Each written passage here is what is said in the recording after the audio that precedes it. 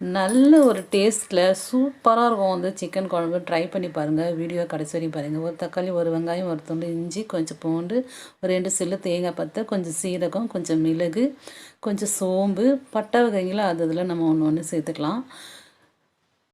கருவேப்பிலை ஒரு 4-5 கொத்து கருவேப்பிலையும் சேர்த்து வந்து அரைச்சி நல்லா வந்து நைஸாக நம்ம அரைச்சி எடுத்துக்கலாம். இந்த மசாலாவை நம்ம அரைக்கும் போது சூப்பராக அப்படியே ஒரு கறி குழம்பு வாசனை பக்காவாக இருக்கும்.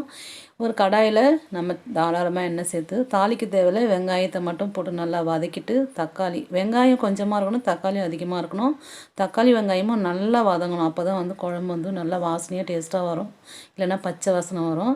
நம்ம அரைச்சி வச்சு அந்த மசாலாவையும் சேர்த்துக்கலாம். அந்த விழுதையும் சேர்த்து இந்த மசாலா வந்து நம்ம எல்லாமே பச்சையாக தான் போட்டு நம்ம அரைச்சிருக்கோம். அதனால் இதையும் நல்லா வதக்கணும். நல்லா வதங்கிட்ட பிறகு தனியாத்தூள், மிளகாத்தூள், கொஞ்சம் மஞ்சத்தூள் இதையும் சேர்த்து நல்லா வந்து வதக்கிட்டு தேவையான தண்ணி ஒரு 1/2 கிலோ சிக்கனுக்கு 1 லிட்டர் தண்ணி கரெக்டாக இருக்கும்.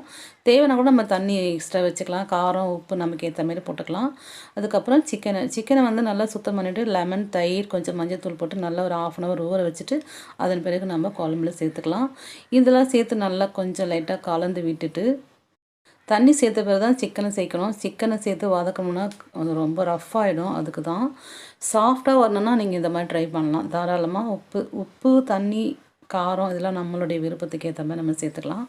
சேர்த்துட்டு இதை அப்படியே மூடி போட்டுடலாம். மூடி போட்டு நல்ல ஒரு கொதி வந்ததோட இந்த மாதிரி நல்லா வந்து சுண்டி வரும் குழம்பு. சூப்பராக இருக்கும். வாசனை நீங்கள் செஞ்சு பார்த்தா தான் தெரியும்.